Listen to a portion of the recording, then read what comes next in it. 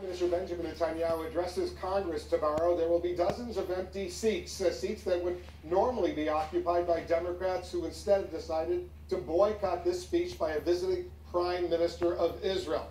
Let's get some one of those members, Senator Bernie Sanders, independent senator from Vermont. You have decided you will not go to hear a speech from the visiting Prime Minister of Israel. It's pretty unprecedented, isn't it?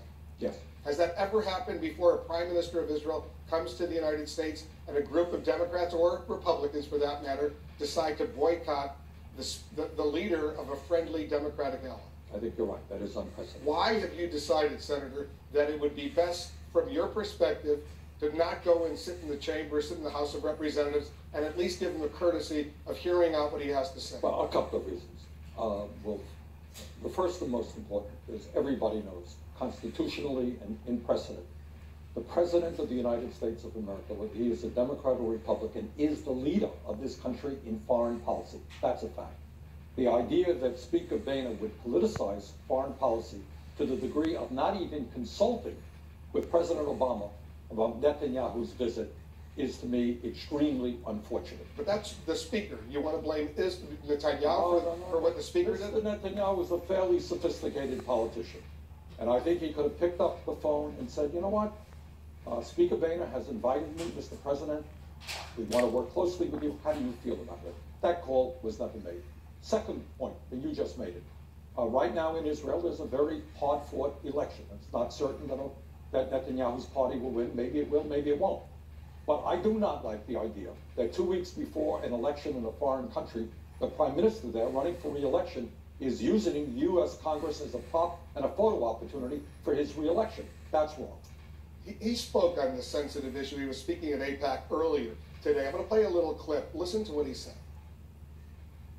The last thing that anyone who cares about Israel, the last thing that I would want, is for Israel to become a partisan issue. And I regret that some people have misperceived my visit here this week as doing that. Has Israel become a partisan issue?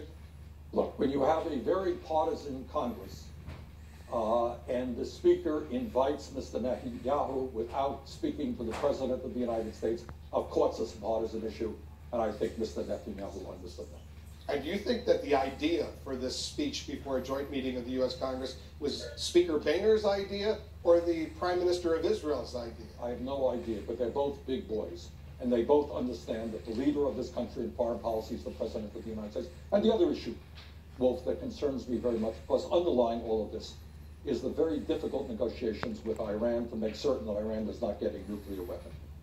And, you know, I get a little bit upset that we have some politicians who try to be very tough on foreign policy. You know, it's good politics. They're going to stand up to Iran.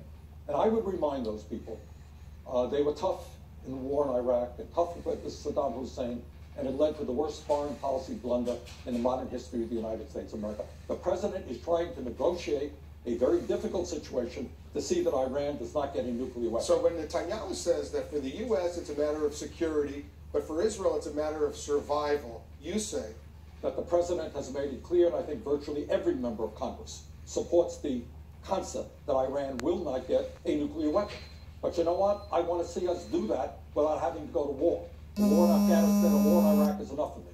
I don't remember a time when so many members of Congress, like you, supporters of Israel, Jewish members of Congress, members of the Congressional Black Caucus, former chairman of the Democratic Party, Senator Tim Kaine, have decided to boycott a speech by a visiting Prime Minister of Israel. How do the Israelis fix this? I think it will be fixed. Look, I think from day one, from the establishment of Israel as a state, there has been overwhelmingly strong bipartisan support for Israel. I think that that will continue.